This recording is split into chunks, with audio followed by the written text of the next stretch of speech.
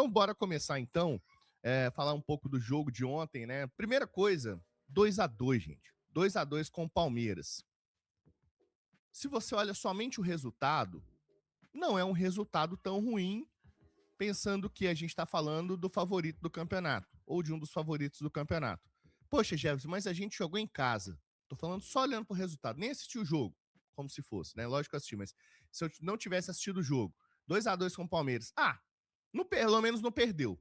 Todas as outras a gente estava tomando em 3, 4 gols em casa, né? Os últimos 7 jogos, o Palmeiras ganhou 3 e empatamos 4. Agora ficou 4-4. Os últimos 15, o Galo só ganhou 1. Então, em tese, o Atlético tá virando um freguês do Palmeiras. Então, olhando o resultado 2-2, você, menos mal, pelo menos não perdeu, né?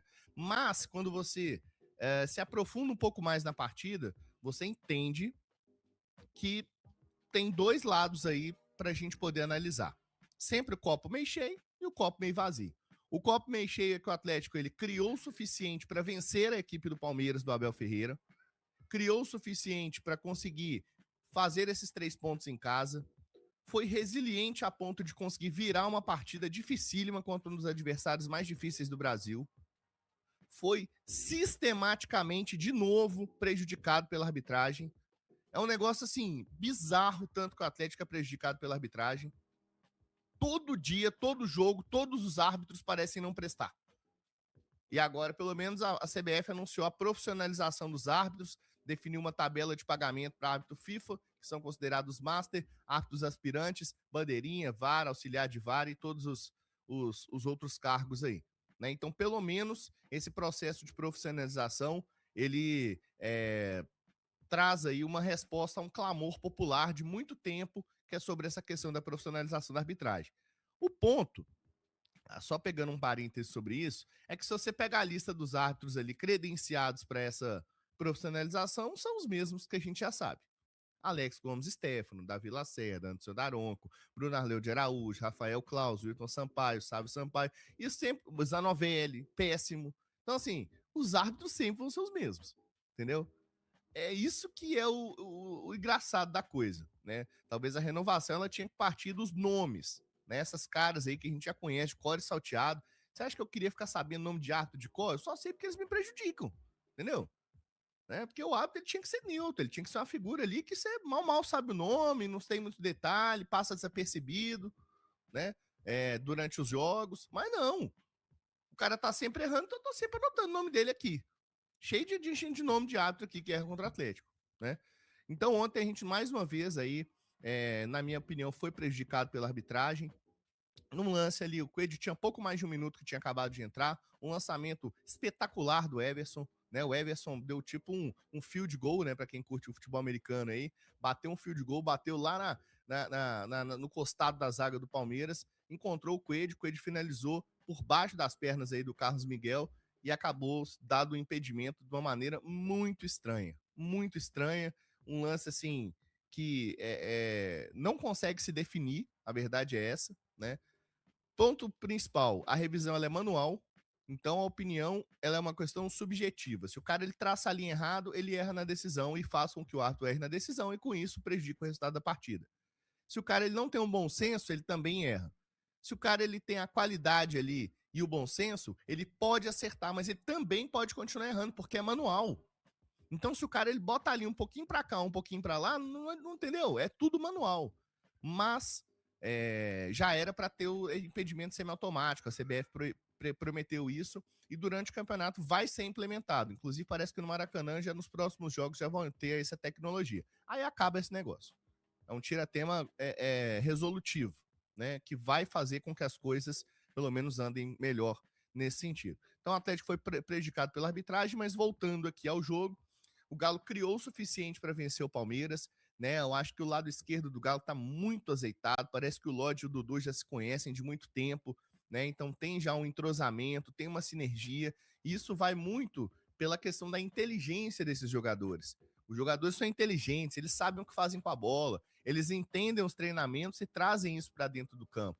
Então o Dudu é muito inteligente, joga por dentro, o Lodge faz ultrapassagem, vice-versa, né? E ficam ali confundindo a defesa do adversário. Ontem, no caso, foi a defesa do Palmeiras, então eu gostei muito da partida dos dois. Acho que é uma dobradinha ali, né, que proporcionalmente lembra o Arana e Keno de 2021. Claro que ainda não fizeram o tanto que esses dois anteriores fizeram por nós, mas são características parecidas, né? Jogadores que têm versatilidade para atacar por dentro e por fora e se entendem muito bem na capacidade associativa do ataque, né? Então gostei muito da partida dos dois. Um outro cara também que vem surpreendendo e eu venho gostando das partidas dele, ainda de maneira comedida, né? Porque acho que é um jogador ali que veio sob uma desconfiança e tudo mais, mas aos poucos ele vai se mostrando um cara líder dentro de campo, um cara presente, um cara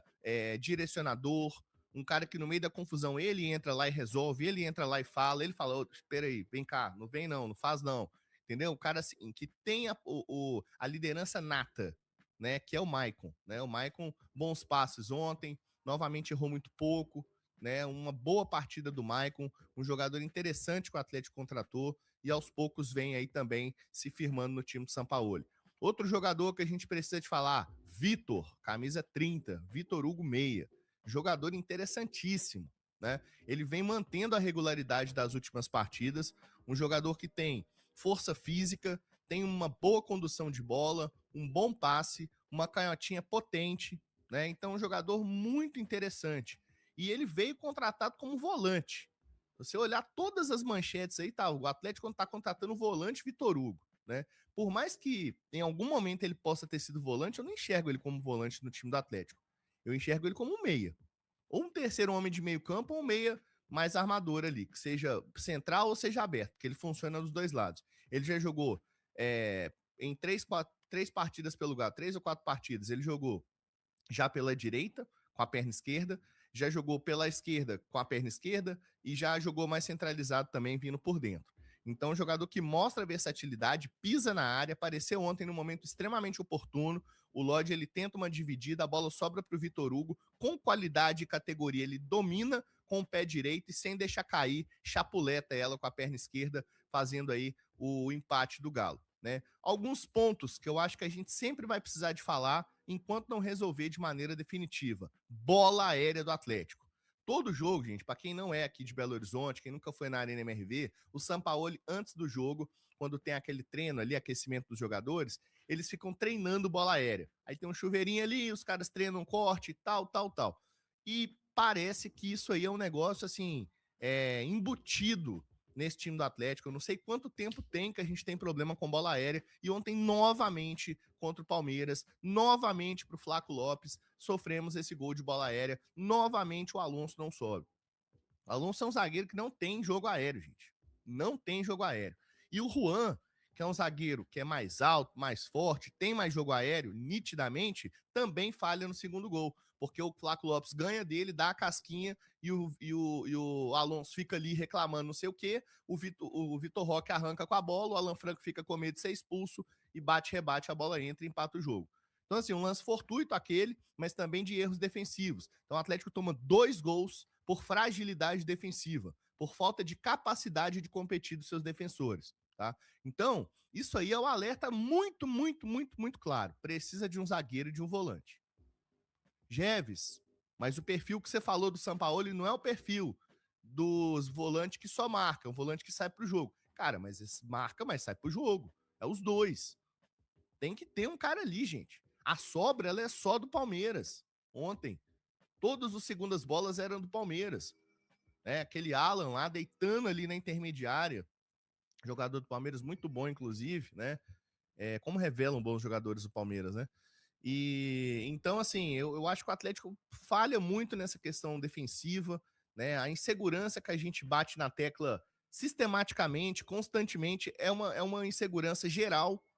Você vai conversar com o atleticano no boteco, na barbearia, com sua família, com seus amigos. Na live aqui, eu converso com os meus inscritos e com os meus amigos aqui. Todo mundo fala, putz, velho, essa zaga não me passa segurança. O Juan foi bem no clássico, mas ontem falhou. A casquinha ali, ele não pode deixar, velho. O zagueiro, ele tá de frente pro lance. Ele tá totalmente privilegiado num lançamento que vem de trás, que vem do goleiro. Totalmente privilegiado. Ele tem a obrigação da profissão dele ali, é chegar e cortar aquela bola de cabeça. Em nenhuma hipótese o atacante pode subir antes e dar aquela casquinha. Claro que isso é futebol, né? Então o Davidson faz isso muito bem. Vocês vão ver que o Cassierra tem essas características também, fazia no Zenit. Mas na temperatura normal, na condição normal de temperatura e pressão, onde você está falando de um zagueiro pegar a bola de frente, naturalmente a vantagem, o privilégio é dele, né? Então ele falha no lance. É futebol, mas ele falha no lance. Então o Flaco Lopes consegue casquinhar a bola, sobra pro Vitor Roque, o Alonso. Cara, o Alonso não dá, gente. Não dá. O Alonso não dá. Complicado o Alonso, velho. Entendeu? É um jogador assim que realmente, a cada jogo, eu fico mais preocupado de ter que contar com o Alonso. A cada jogo eu fico mais preocupado dele ser o nosso zagueiro titular, né? Inclusive, eu prefiro o Vitor Hugo na zaga hoje. Prefiro o Vitor Hugo na zaga. Me passa mais segurança. Passa muito mais, Jeves? Não, não passa muito mais. Mas ele ganha melhor no jogo aéreo e no jogo por baixo não deve nada para o Alonso hoje. O Alonso hoje também não arruma muita coisa pelo jogo por baixo, não. Tenta muitos lançamentos, erra muito, toma decisões erradas, tenta passes atravessados entre linhas que ele não consegue mais fazer. Em algum momento ele conseguiu fazer. Em 2021 ele fazia isso muito, esse passe entre linhas do zagueiro que corta duas linhas de marcação do adversário. Ele tentou isso umas 2 ou 3 vezes, ontem ele errou todas. Então, assim, o Alonso ele não me passa confiança, infelizmente. E definitivamente, tá? E um detalhe também, o Everson, né? Obviamente o Everson protagonista. Mas o goleiro ele só vai ser protagonista se a bola chega nele. Então, o Maurício do Palmeiras, ele finalizou umas 2 ou 3 bolas na marca do pênalti. Se ele tivesse um pouquinho mais de qualidade, ou se ele tivesse colocado um pouquinho mais no canto, o Everson não pegava. Ele finalizou uma que ele foi até um lance similar até ao gol do Galo, né, do Vitor Hugo, porque o Maurício ele domina no peito e sem deixar cair ele bate de esquerda, de peito de pé, um bonito chute, e o Everson salva ali em cima, né? Depois o Maurício teve uma outra chance também, recebeu, chutou no cantinho, o Everson pegou, Flaco Lopes também chutando de fora da área sem bloqueio. Então, assim, uma outra ótica que eu tenho desse jogo é que o Atlético teve 4 chutes bloqueados e o Palmeiras só teve 1. Então, assim, essa questão do chute bloqueado do Atlético é uma temática antiga, né? Mesmo quando a gente tinha ali, no ano passado, os Rones da vida definindo o jogo, né? O chute era sempre bloqueado, o Dudu também e tal. Então, o Atlético ele tem sempre chutes bloqueados e ele tem poucos chutes, ele bloqueia poucos chutes. Então, esse é um outro ponto também. Isso também infere-se sobre o sistema defensivo, né? Que os jogadores eles conseguem fazer com que a bola passe da zaga, do bloqueio, né? Se ele o há de fato, e cheguem no gol do Everson. Aí fica a cargo do Everson, que mais uma vez pegou tudo, né? Um grande goleiro Everson. Mais uma partidaça dele e foi muito importante ontem. Mas, na minha opinião, o Galo mereceu vencer, tá? Mereceu vencer. Tô gostando muito do Coelho, né? A entrada do Coelho, ele mostra que tá com muita vontade, então ele não deixa a bola cair em relação ao Dudu, né? Ele não tem uma queda de performance em relação ao Dudu. São jogadores com características um pouco diferentes, o Dudu um pouco mais inteligente, um pouco mais cerebral, o Coelho um pouco mais intenso, mas que acabam se complementando se um sai e o outro entra. Então gosto bastante, acho que o Galo tá bem servido ali na ponta esquerda. Há um mistério, né, que é o mistério Alan Minda, por que o Minda não joga? Não sei se perguntaram isso pro Sampaoli ontem, não estreou ainda o Alan Minda, reforço caro aí que o Atlético trouxe lá do futebol belga, equatoriano de 22 anos. Espero que possa estrear aí no próximo sábado contra o Pouso Alegre, assim como o nosso Mateu Cassierra também. Então, assim, um outro jogador que eu acho que entrou bem também e ter a possibilidade, a disputa, claro, entre o Maicon e o Alexander também é muito bom, muito bom. O Alexander, ele tem um trato muito diferente com a bola. Ele tem um jogo de salão, um jogo curto, só que ele prende muito a bola também, né? Então, isso talvez seja um ponto que não agrade tanto o Sampaoli, mas ele entrou muito bem, né? Ajudou muito na transição, né? Tirou muitas bolas ali buscando o ataque. Então, gostei da entrada do Alexander também. Igor Gomes neutro, não tem muito o que falar. O Alan Franco, de lateral, na minha opinião, não comprometeu, não vi muitas subidas do Piqueres por ali. O que subiu e tal, ele até conseguiu bloquear, não foi muito mal, né? O Alan Franco fechando ali pelo lado direito. Bernard também não fez uma grande partida. O Hulk, acho que o Hulk ele tentou muito, ele sofreu 5 faltas na partida, mas eu vi ele reclamando demais no jogo, né? Até tentou algumas coisas e tal, mas assim, não fez uma grande partida também. Então, foi uma partida boa do Atlético no todo? Foi, na minha opinião, foi. Principalmente em relação à qualidade do adversário, que é o Palmeiras, tá bom?